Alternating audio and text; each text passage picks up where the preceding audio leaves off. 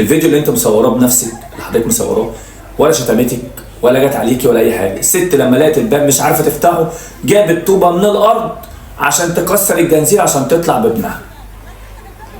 فكون ان انتوا اصلا قافلين باب المدرسه بالجنزير على واحده رايحه تاخد ابنها، انتوا غلطانين.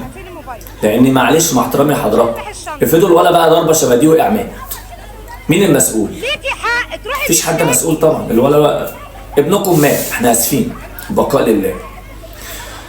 وغير كده انت بتكلمها بكل استفزاز، اللي هو اعمل اللي عندك، انا ما بخافش من حد.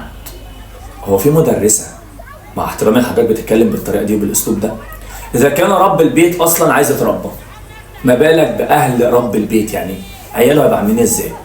يعني لو هنلوم على وليه الامر انها عملت كده، فنلوم عليكم اكتر ان حضرتك كلمتها بكل استفزاز، وفي الاخر بتقولي ما انا قلت لك روحي الشارع روحي اشتكي، لما قالت لك انتوا خايفين